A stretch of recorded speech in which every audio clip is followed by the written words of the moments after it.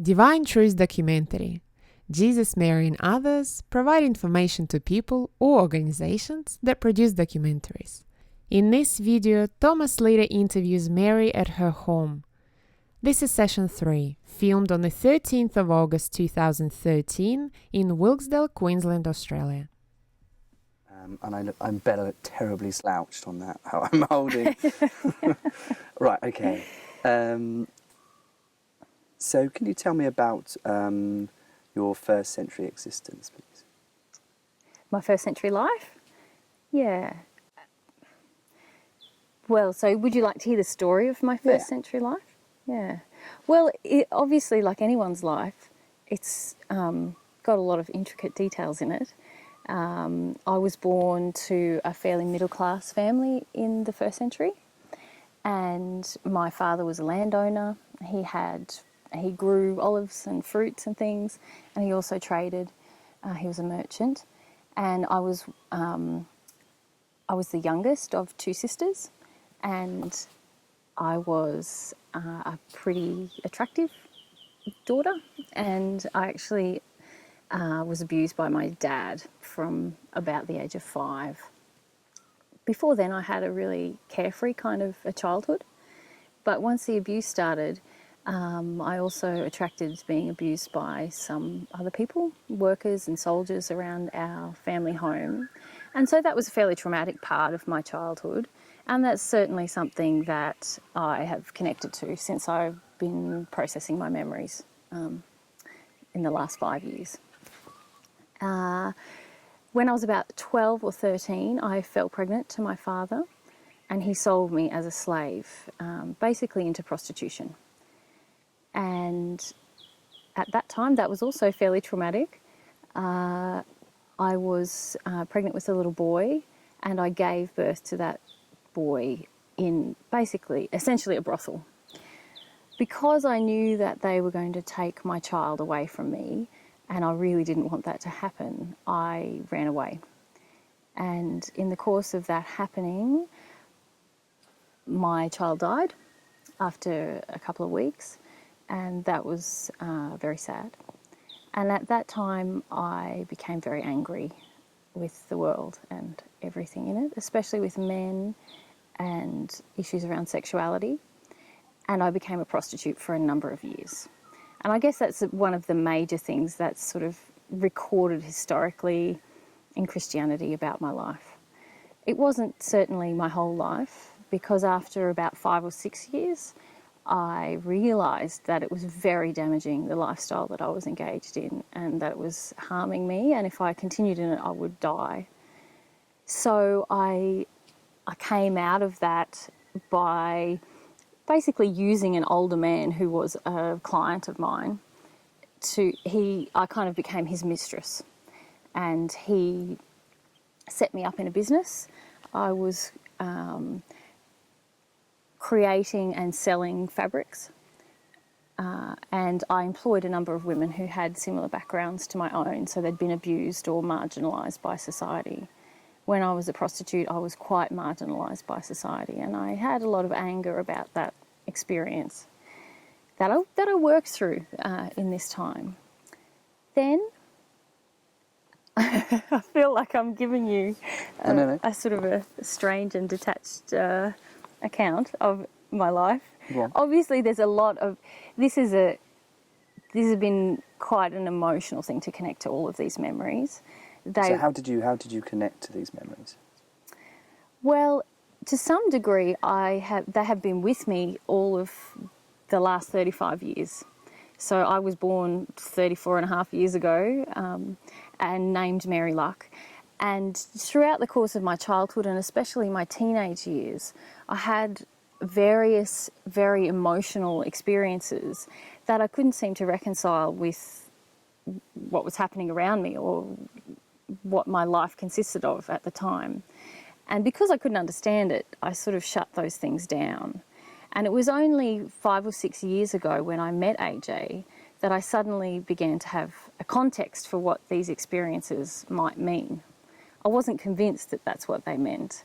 Certainly he didn't suggest, I didn't tell him about these experiences that I'd had. And so he didn't suggest that that's what they were about. But when I met him, I began to have more of these very emotional experiences that I couldn't understand, I couldn't explain. They seemed to involve a lot of grief, fear, but also knowledge about God and the universe, the human soul. And that was a very emotional experience, connecting to those things as well. So that's how I've recalled all of these things, by opening myself up emotionally. It's similar to when someone has an experience in their childhood that they don't wish to remember, it's traumatic, or there's a lot of grief around them at the time. Often it requires us to open up emotionally to ourselves to actually recollect that event. And it's very similar for me when I'm recalling my first century life. So if we go back to the story of my first century life. Yeah. Yeah. So after I was in business for a number of years, 3 or 4 years, and a man came to the town that I lived in, and he was talking to people about God and the universe, and very similar things that he talks to people about now. I had heard about him, and I went to see what he was about. And when I didn't even meet him actually, I just saw him, and I had a very strong attraction to him. But I was also very angry at men at the time, and I didn't really the only way that I would be happy to have any closeness with a man is if I could be in control of the relationship. So I attempted to form a relationship with him based on me being in control, sexual control, which he didn't accept. In fact, he wouldn't agree to my sexual advances, even though he knew that we were soulmates and that he had been waiting to meet me, in fact, for a long time. But he wouldn't agree to a relationship on my terms. And I became very angry about that, and I retaliated sexually. I slept with some of his followers, if you like, or the people who were travelling with him, listening to what he was talking about. And then I became very ashamed that I'd done such a thing, and I actually left, and I spent about a year dealing with a lot of the pain from my childhood about being abused and my rage with men. And I returned about a year later to where he was at that time, and we were married in the way that traditionally happened at the time. And we spent the next 18 months, 2 years together. Sorry, how did you go from how that marriage, can you explain a little bit about that, how you became closer? Well, I realised that I was still very attracted to him, and so I returned to where he was teaching, and we just formed a friendship and then a relationship. We fell in love, I suppose. Is that what you're asking? Yeah, because sorry, only could... Sorry, boom. Can it just... Yeah. Just... Has it been in shot? Just down there. Has it been in shot? No, just quickly. Oh, right, okay, yeah. So I'm just so used to... Doing that? Yeah. No, only because it seemed that you went away Yes. and then you came back and got married. That was all. So I think Yeah. I think you have filled that gap. Yes. Yeah, sorry. That's okay. It's difficult for me to know how much detail. I'm trying to give you the short version. No, you're doing well. Yeah. So we were married. We were very much in love. And we spent the next approximately 2 years together. And I fell pregnant during that time. And I was about 3, perhaps more months pregnant, not more than 6 months pregnant when he was killed. And that was a fairly traumatic thing that happened for both me and for Sarah, who was the child who was born. So you were pregnant with Jesus's child? Yes, I was, yeah. And after his passing, some of the things that are recorded in the Bible did occur, in that I was involved in embalming his body and placing it in the tomb, and I returned to the tomb a few days later and I did meet him again. And that was a very faith-building experience for me, in that I realised everything that he had been talking about, that there was life after this life on earth in this physical body, and that there was a lot of truth about God that I finally opened my heart to receive. And that was very beautiful. But prior to that, one of the people who had been travelling with us and who's recorded in the Bible, Peter, he had become very angry because Jesus had asked me to continue this teaching that we'd both been involved in. Obviously, at the time, there was a lot of problems with women in any form of leadership or teaching or even any form of equality with a man. And my husband was always good at stirring everyone up about that because he viewed me very much as his equal. And so the plan was, we knew that he would pass, and the plan was that I would continue teaching the way that we had been teaching others. Peter and a number of the men were very angry about this idea. They felt that they were better qualified to do that. And so a couple of days after his passing, Peter became very enraged with me, and he wished to pull me down a peg, I suppose you would call it. And he actually became violent and ended up raping me. That was very sad and traumatic, especially given that it wasn't just me I felt who was being violated. It was my husband's memory, and Peter was supposedly a friend of Jesus, and now he was abusing the person who was closest to him. And also for me, it brought back a lot of shame and fear that I had from my early experiences in my childhood. So at the time that I saw Jesus again outside of his tomb, it was very emotional because I'd just been through this terrible experience, and then I saw him, and that was beautiful. And so this whole period was very, very emotional for me. Can you describe, you say you saw him? Yeah. So he was in a different body. And at first I didn't recognise him. So he had kind of created another body in order to come and show all of us that it's not necessarily your physical body that is the real you, that you have a soul, and that it's possible when you're in a high state of love from the spirit world to materialise a different body. And so initially I didn't recognise him. I felt, who is this person? And then I spoke to him, I looked into his eyes, and I could definitely feel the presence of my husband. And he had the same sense of humour as he has now and had then, and we were very, very close before he passed, in that we had a soulmate bond, and that's based a lot on having an open heart and really expressing your true nature, and so you feel very able to recognise the other person. So that's what happened. And I went and told other people, and no one really believed me much. And, some of the things that are recorded in the Bible actually did happen in that way. Yeah. So, we wind back a little bit. Sure. So, how did it feel to see the person that you love most in the world crucified? Yeah. That was just a horrible, horrible time for me and for all of our friends, really. But especially for me, I felt that we were really close. And I very much wanted to be present during the entire couple of days before his passing.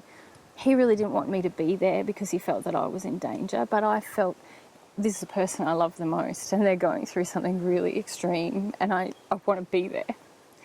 And so I was, and I suppose that for him, he was in a really high state of love, and he didn't have fear, so he wasn't afraid of everything that was going on around him. But for me, it felt such a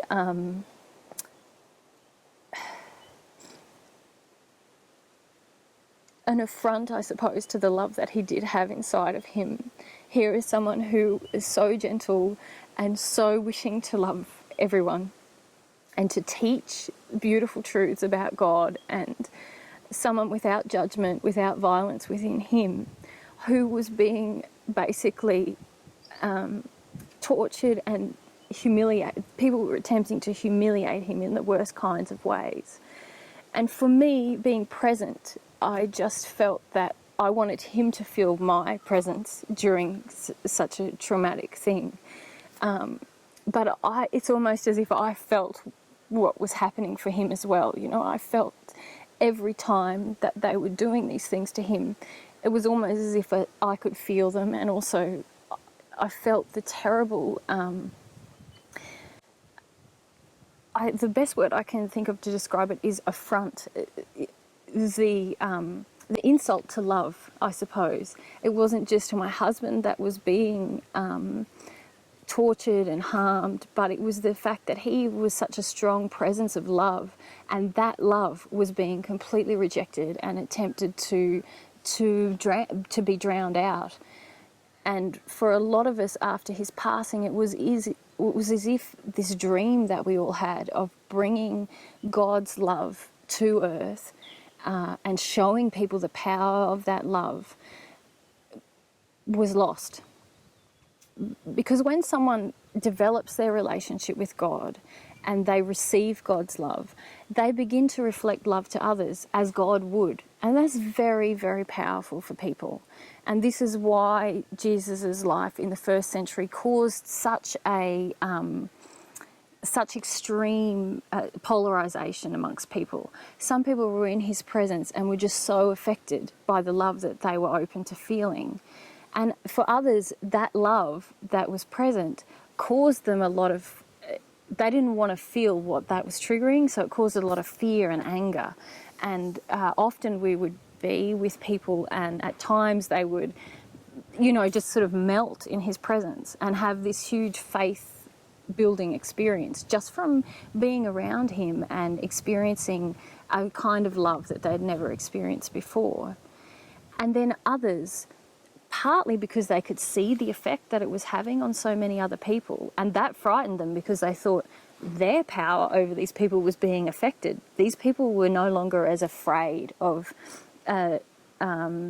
the typical power systems and the local governing systems that were in place at the time, because they were affected by this love, and they felt things that they were traditionally afraid of, or things that they felt they should, their avoidance of potential punishment, it suddenly didn't seem to matter to them anymore, and they wanted to move towards something more loving and something more good. So these people who were in, higher in the Jewish faith, people in local government, often they were very polarised in the other direction, in that they felt their power base was being threatened, and they felt that also they didn't like this overwhelming gentleness and love and compassion that came towards them. It threatened their own sense of control over themselves, and so this is why so many people wanted to drown out Jesus' voice in the first century. And so when he passed, it was as if our only, we sort of viewed it as our only hope of this beautiful love continuing on earth and continuing to affect others. We sort of felt that this dream was lost because we didn't have a lot of faith in our own capacity to reflect that much love and to develop our relationship with God. So at his passing, it was a hugely traumatic experience for me in terms of the person I love the most, the person I feel closest to, my husband, is being harmed in a horrible, slow way, and I'm having to experience also the level of hatred that people have towards him, and be in these surroundings. So not only that is going on, and I'm worried for our unborn child, and I feel what's going to happen to us. So a lot of my fears are coming up as well. But also I feel like that this dream that we're working towards, it's suddenly become unstable. I look around the people who we are, living with and travelling with, and I don't see this same love reflected, and I don't feel it in myself yet. And so I feel like our one great hope is also passing. So it was a very sad and traumatic experience for me. Thank you for sharing that. Sorry that... Don't worry. I'm just going to wipe my nose if that's okay. I kind of feel like I need to go back a little bit more as well. Sorry. That's fine with me. Because just about your upbringing, really, because that sounds quite a tragic upbringing. Yeah, and I probably wasn't that connected to it when I was talking to you about it. It's kind of a tough place to start an interview. Well, yeah, Tell us about your first century life. Oh, whew. That's sort of how I feel. Yeah. So I think there's lots of elements, really, that just because for an audience to understand kind of what you went through at that point, you know. Yeah. Being sold or... Yeah. Being... Perhaps I can give some context to what I remember first century life being like. That was that women had a certain place in society, and many times they weren't regarded as any more valuable than the livestock. Seriously. And most marriages were based on a transference of wealth. You know, you married for families arranged marriages, and it was sort of almost political, or it was about what's a good match in terms of our standing in society, what's going to secure the wealth for our family. And both sides were thinking about those things. So a woman's feelings and a woman's experience was not valued. And it was only amongst other women that women felt any sense of closeness with others. That's a generalised feeling that I had during even my early years before the serious abuse started in my life.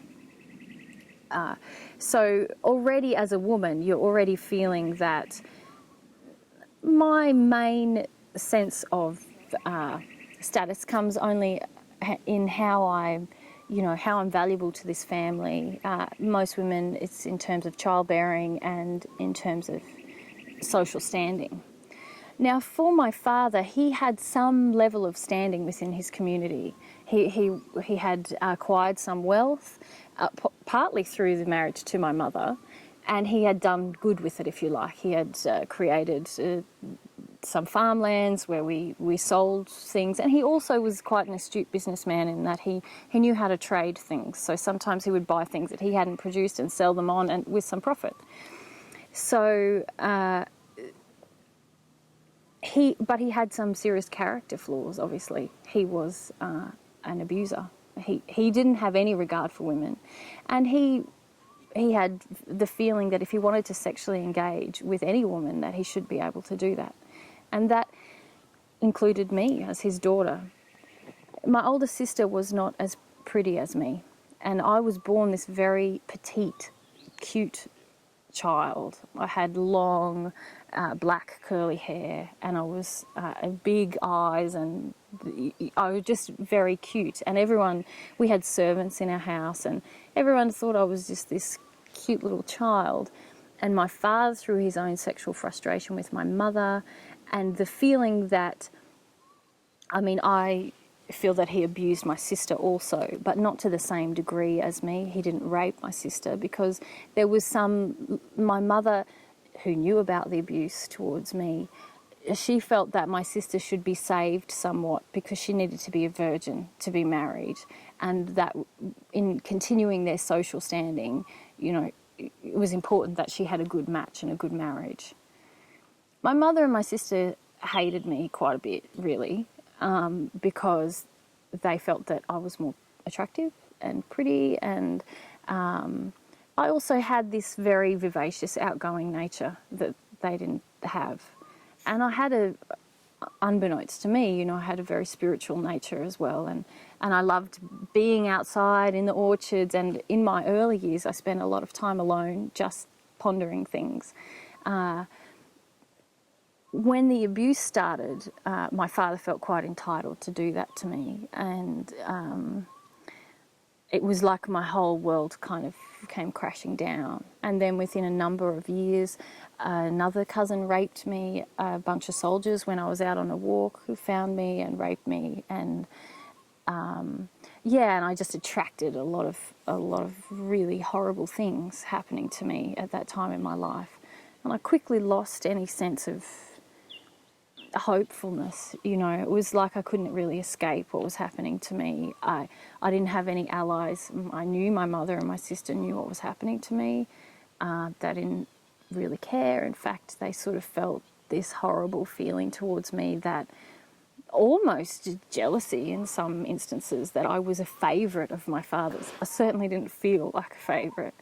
And then when I became pregnant, to my father, ironically, or not ironically, tragically, he blamed me.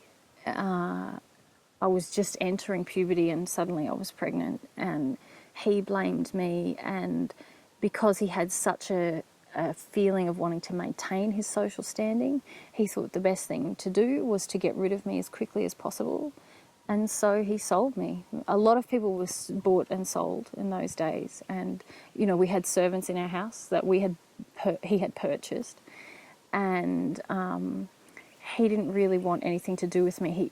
He and the rest of the family disowned me at that time and wanted to forget that I had any relationship to them, because their social status was more important to them than me. So can you tell me how you felt to be... Oh, well, you weren't left with your child, but, you know, for your child not to have a father. My first child? No, sorry, no, not your first child. Okay. Your second child. Sarah. Yeah. It was actually my third child. I had a miscarriage in the intervening time as well. And it's how you process and how you deal with all of this stuff, which again there's not time to yet talk about. But... So how I process it now, or how I processed it then? I don't think we can get into processing. I think it's going to have to be. Just tell me about her. Tell me about Sarah. your child Yes. to Jesus. Okay. So when Jesus passed, I was pregnant with our child, who I named Sarah. We had chosen the name actually before he passed. We knew it would be a girl. And in fact, we knew who her soulmate was. We sort of longed for the other half of our little boy, the other half of the soul of this little boy that Jesus had met prior to meeting me, actually. And so I was very frightened after Jesus' passing. I was frightened for our child because he never had political aspirations. But as I mentioned to you earlier, a lot of our teaching threatened political structures of the day.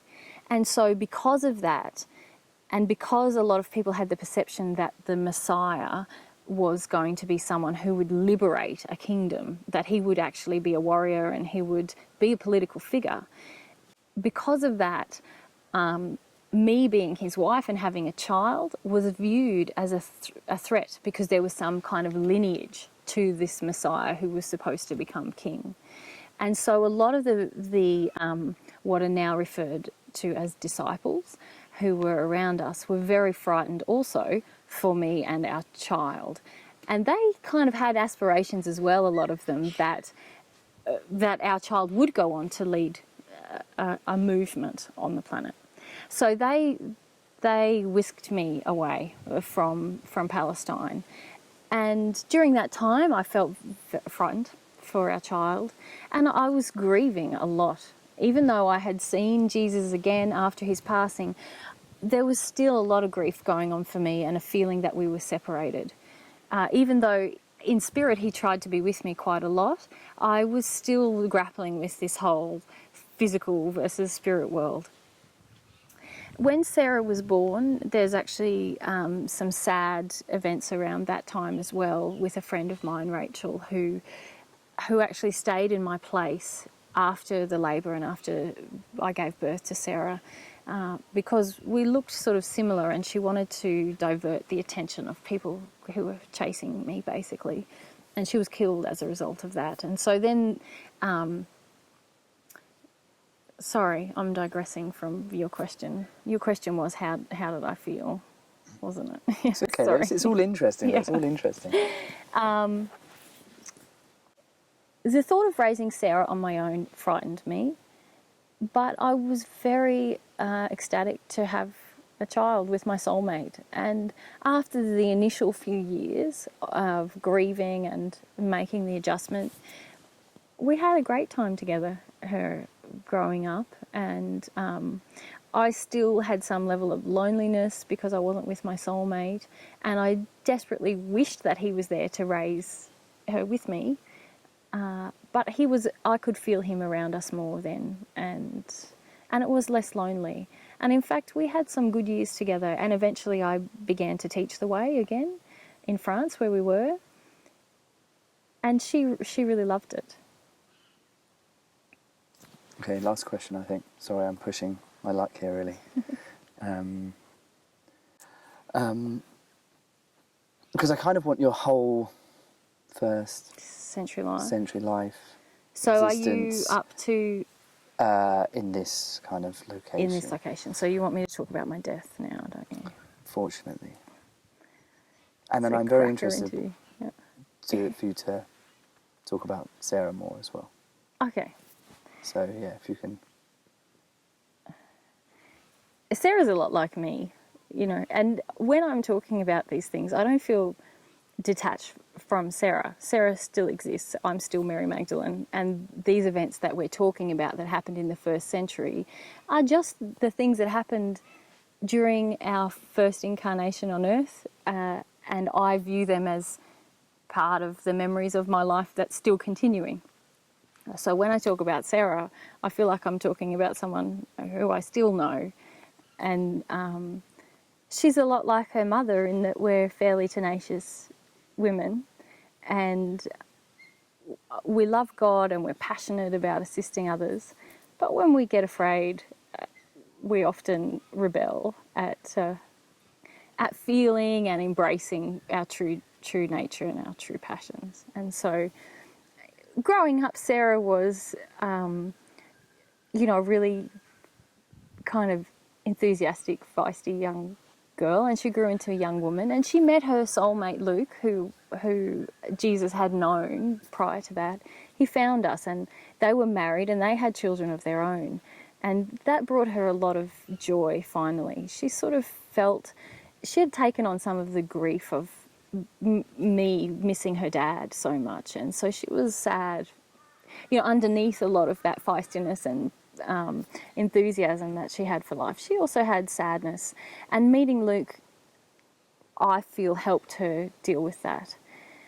She lost Luke and her kids around the time that I passed, and that her children weren't very old at that time, and that was very traumatic for her, and she actually lived out the rest of her life. She was quite young when they passed, and she lived to be an old woman on her own, and that, I feel for her, because that was a time of a lot of sadness for her.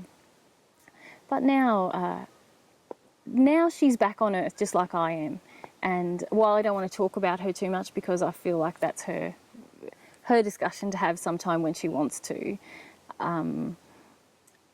yeah, she's just a lovely person. Gosh. Right, okay. You drop these sort of bombs of information. Okay, that wasn't the last question, Simon. And then if you could go on. Okay, so if somebody asks you how many children you've got, or how many children you've had, I say 3. You say 3. Yeah. Yeah, and that's kind of weird for me because obviously in this last 34 years I haven't had any children. And it's strange for me to feel like a mother, even though I haven't born a child, if you like, in the last 34 years.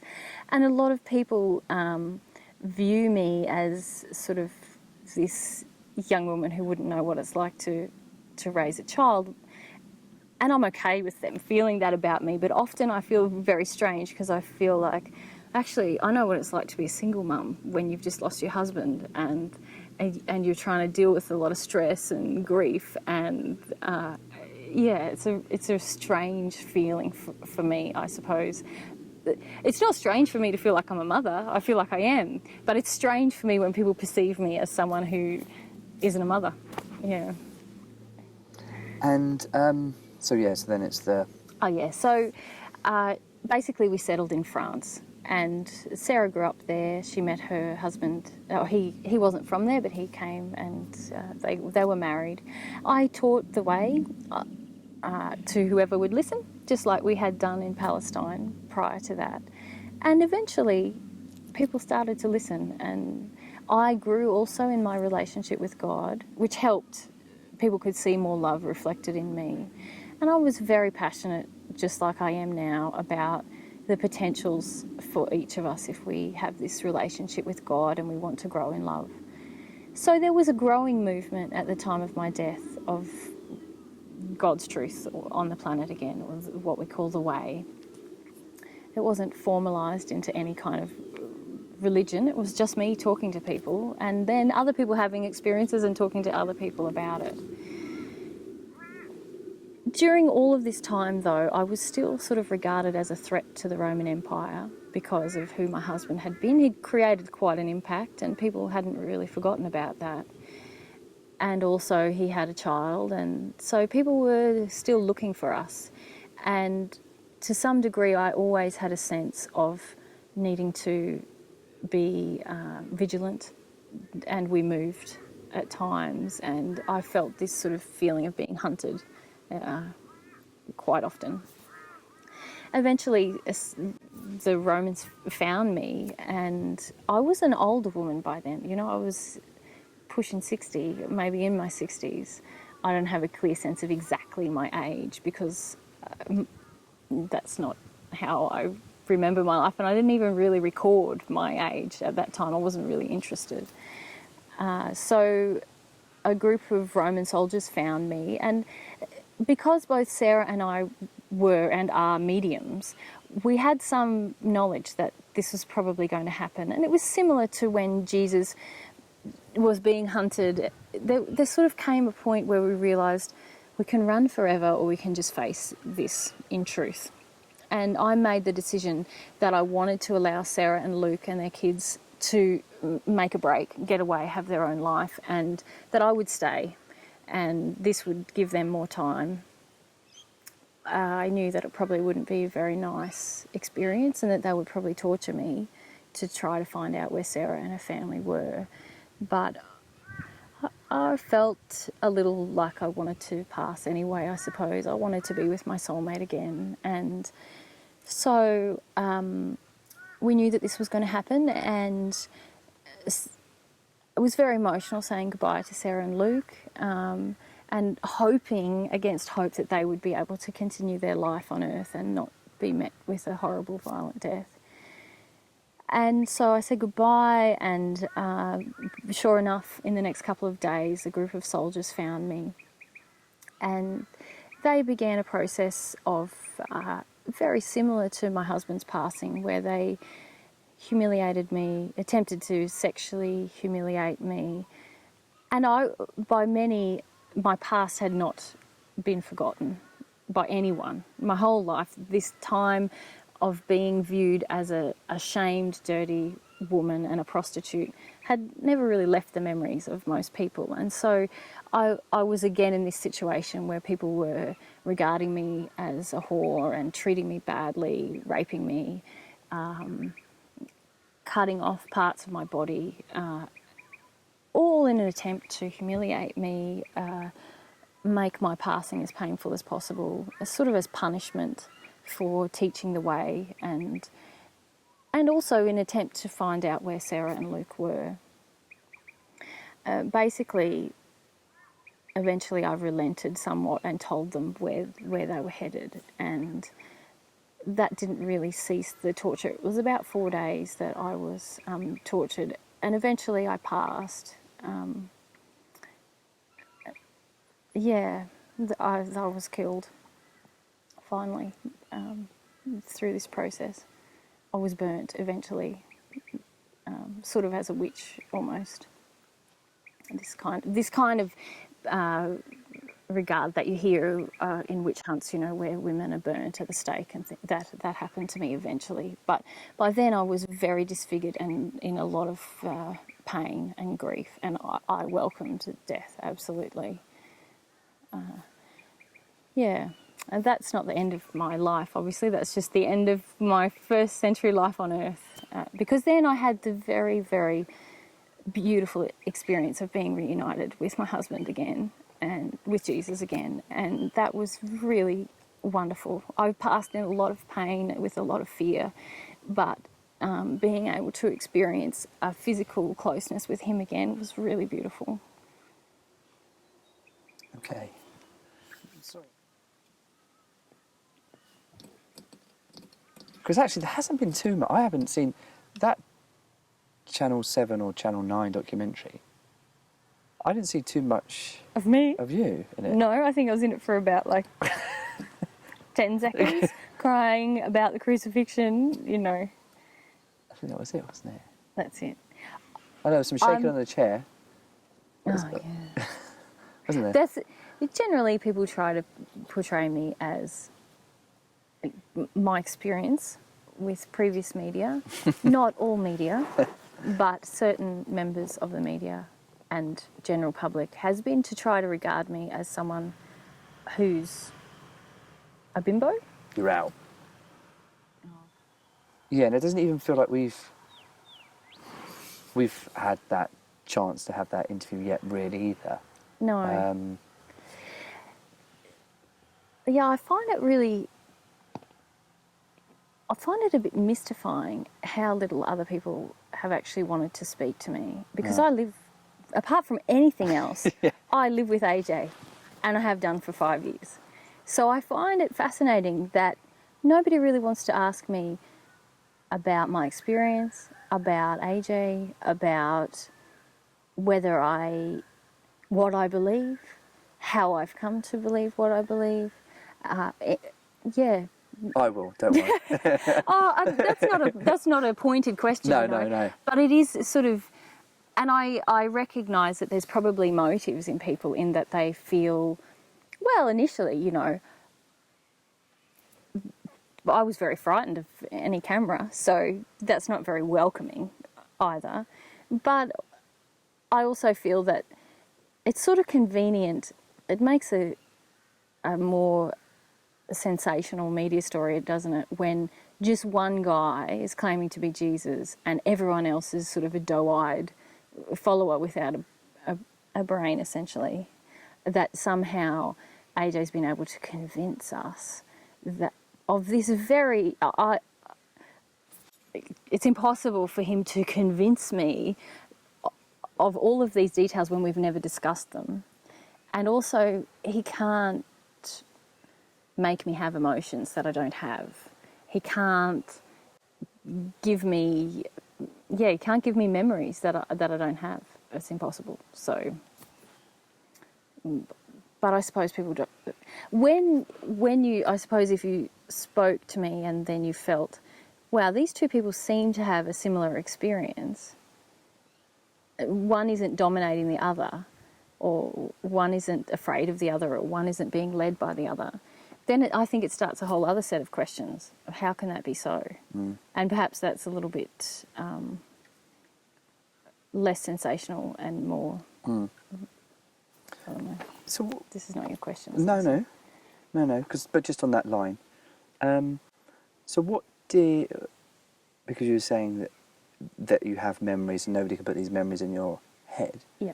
So when you explained these memories to your family, what was their reaction?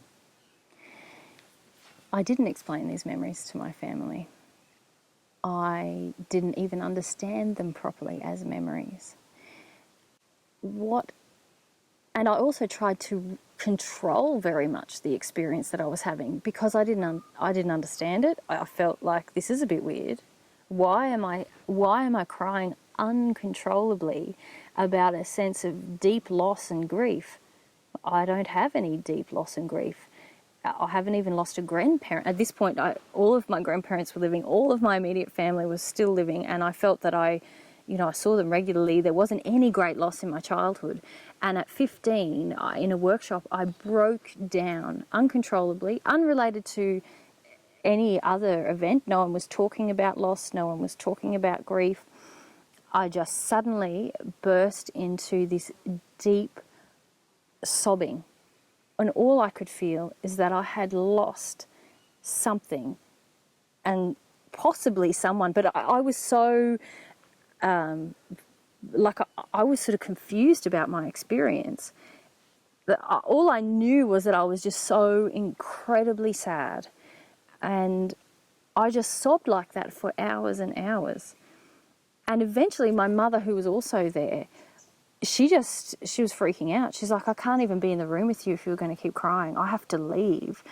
And at that point, I freaked out, like, Mum's freaking out. I need to get myself back in control because this feels weird. I had no sense that it was doing me any good because I didn't really, my family has the attitude towards emotions that it's good to have happy emotions, but sad emotions you should avoid at all costs. So I had no sense that actually grieving or feeling sadness would result in me having less of it. I just thought, I'm crying, I don't get it. Other people were going, this is past life stuff, Mary. I was like, I don't even believe in past lives. I'm just sad. And so I just tried to rein it all in. That's all I did my whole childhood. I just tried to rein in sadness, fear, even feelings that I had about God. I had no context for them growing up. I didn't understand them. My family didn't believe in having a relationship with God. They didn't believe that God's an entity. And so I just had, I just tried to control it all. And I didn't know what was happening for me. Yeah, sorry, it's very. It's the sun in your eyes. Yeah. I'm just gonna ask that. AJ mentioned that your family were travelling down to to have a go at you and AJ. Yeah. So are they not very supportive of you being together? No. When I met AJ, my parents were actually having him give small talks or lectures in the downstairs area of their home. They were. They explained to me that they were interested in what this guy had to say. They said to me, he believes he's Jesus. And I felt very strongly that my mum totally didn't believe that. But my dad had certain conversations with me where he was like, well, maybe it is true, Mary. How would you know if it's not? And I hadn't met him at this stage. I was living overseas and I just had some phone conversations with them about this stuff. As soon as AJ and I started a relationship, which didn't actually happen at his instigation, it happened at mine, my parents just suddenly, they went from being quite agreeable towards AJ, and my dad actually seemed to quite like AJ. They went from that state to completely having a problem with him and starting to attack his character and undermine him. And the only thing that changed was that I started to have a relationship with him. So to my mind, it seemed okay to know this guy who might reckon he's Jesus and, maybe even think philosophically about it. That was very different for them than their own daughter, who they felt very proud of, and that they could tell all their friends about what she was doing in foreign countries. And now suddenly my mum said, well, what are we going to tell people? You're having a relationship with this guy who's saying he's Jesus. And because they felt so threatened by all of that, they just became very angry, very verbally abusive towards me and towards AJ over a period of time. Over a period of a number of months where I was just going home and saying, guys, you don't have to agree, but this is what I need to explore this. It's kind of scaring me how much I feel that I really need to explore this, but I can't ignore this feeling. There's something very important is here. I don't even know the answer to who I am. At this point, it was a very confusing time, and I felt I just needed to resolve it. But the more I just stayed firm for that and said, look, I don't mind if you don't agree, but I feel it's my life and I need to be able to go and do this. The more they just became more attacking, more they tried to find fault with AJ. And they very much, and to this day, they blame AJ for changing me. Now, I don't feel that I've really changed that much. I still have the same nature. I just know certain things about myself that I didn't understand before, and I'm confident of them. But I drew a line in the sand with them some years ago now, and I said, look, I'm happy to have a relationship if you can accept me and my partner. But while you are verbally abusive, while you're attacking, while you stay in judgment of us, it's not even healthy to have you in my life. And why would I choose that? And to this day, they just blame AJ for that. And for me, it was very much my own decision that I felt that I just couldn't handle the abuse anymore. And I feel it was quite a logical decision as well. But it's preferable for them to feel that AJ is the issue rather than the fact that their own daughter is saying, I've had enough. But that must be very difficult for you. Or... Thomas, the stuff that's happened with my family, it completely rocked my world on every level. Was almost as life-altering as understanding who I was. It was enough that I was going through all of this stuff about feeling like, oh my God, this is true. This guy is Jesus, and I remember it. And actually, I remember who I am. I understand who I am now. And that was totally scary and strange. And then to have my family at that time completely withdraw any support and any feeling. They didn't want to know about my experience. They just completely shut off emotionally from me. And before that time, I would have told everyone that we're very, very close family. I had a lot of phone contact with my family when I lived overseas, and when I lived at home, I saw them a lot. My friends used to come to their home. I considered us to be a close family. And as soon as I made the decision to pursue something that frightened them, their whole demeanour changed with me, their whole attitude towards me changed. And it was incredibly... I was grief-stricken. I felt like I was losing the people who were closest to me, but I couldn't ignore that I needed to... I've always had this feeling that I need to live my life, and I need to sort things out for myself. I suppose I want to know truth about things, and I want to solve things. And when I met AJ, I just had an overwhelming sense that I need to sort out what's going on here because something's happening in me. And my family didn't have any respect or regard for that, and it shocked me. It shocked me. I was filled with... Initially, I was angry. I was like, how can you do this? You've always told me that you would respect any decision I made. And they were like, it's different in this case. And to me, I was hurt. I felt... I had to go through all these processes of questioning myself, is what I'm doing wrong? Is this... Am I being unkind to them by just exploring my own life? All of this stuff that they were telling me, I had to really go through a process of examining it inside of myself and saying, is what I'm doing bad? And this always makes me laugh when people portray me as someone who just sort of blindly follows AJ, because I've certainly reached this point in my life where I'm sure about who I am, and I'm sure about what I believe through a process of being very attacked, having to question myself at every turn because my family, that's what they were doing, attacking me, questioning me. And I really had to reach this place inside of me that was solid for myself. No one else could give me certainty about it.